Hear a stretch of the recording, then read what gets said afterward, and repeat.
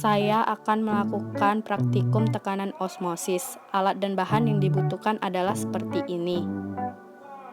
Pertama-tama, 2 buah wortel kita diamkan selama 24 jam dengan larutan garam dan juga dengan larutan air biasa. Pertama-tama, larutkan garam ke dalam air. Setelah larut, kemudian masukkan wortelnya. Lalu dibiarkan selama 24 jam.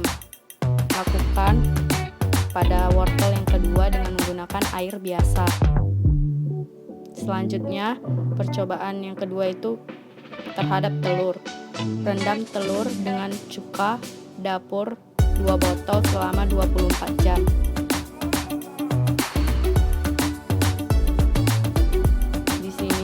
Saya memberikan namanya agar tidak bertukar. Setelah 24 jam, ambil wortel yang direndam menggunakan larutan air biasa, kemudian kita keringkan.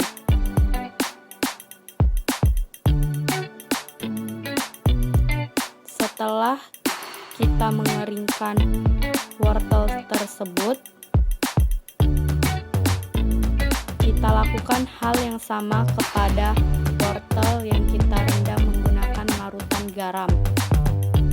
Jadi dapat disimpulkan dari percobaan pertama bahwa wortel pada rendaman air biasa mengalami hipotonik karena pada wortel tersebut masanya bertambah dan sifat wortel tersebut kaku atau keras. Kemudian pada wortel yang direndam menggunakan larutan garam mengalami hipertonik karena dilarutkan pada kandungan garam yang tinggi atau kadar yang tinggi, sehingga wortel menjadi menciut, mengecil, keriput, dan menjadi lunak. Selanjutnya kita beralih ke percobaan yang kedua terhadap telur. Setelah telur kita diamkan selama 24 jam, kita akan mengeringkan telur tersebut dengan menggunakan tisu.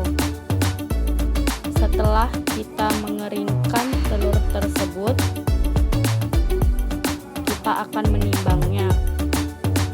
Dan ini tampilan telur yang telah direndam dengan menggunakan cuka selama 24 jam. Kita lakukan penimbangan berat telur dengan satuan gram. Jadi hasilnya 67 gram. Kemudian setelah kita timbang, baru kita rendam kembali telur dengan menggunakan air biasa. Lalu kita tunggu selama 24 jam.